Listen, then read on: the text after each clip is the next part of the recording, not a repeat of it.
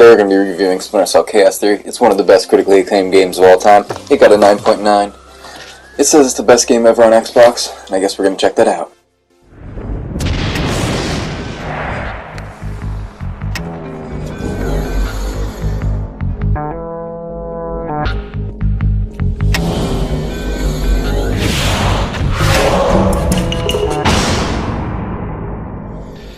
This game's all about turning your night vision goggles on, and off, and on, and off, and on, and off. Then you sneak around.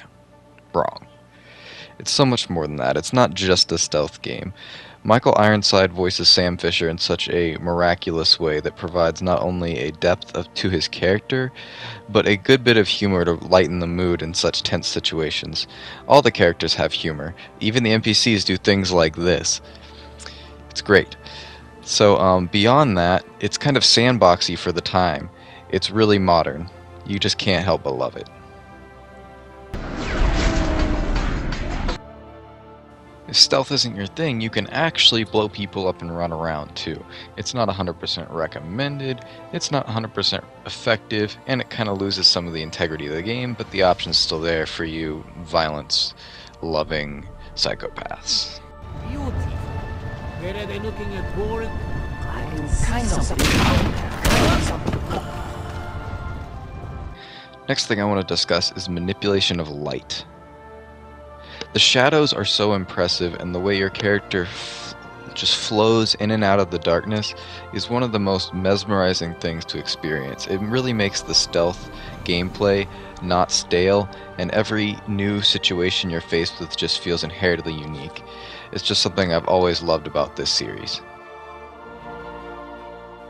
The decision to completely sneak past your enemies is entirely possible, but this time you're given a knife, a really useful tool that you'd think would be a no-brainer for a spy like Sam. However, it's the first installment where they give you one. The previous two games you literally just punched people. Kinda ridiculous, but hey, better late than never. Outside of a knife, you have sticky cameras, sticky shockers, all these cool little tools to non-lethally remove your enemies from your path, which people love that choice. I personally love that choice. 15 years later, I'm still playing this game and I still think, hey, I'm doing things I never did on my first 5 playthroughs, and I'm loving it. Next good thing of note is the storyline. And the pacing of it, more importantly. They use these transitionary periods, like when you're crawling through vents and clearly the level is loading or buffering or something that older games had to do, to tell stories and to do things that fill the gaps in ways that don't lose your interest and still keep you involved in the mission. It's never too long, and it's never too wordy. It's always just right for what you're needing to hear in between missions.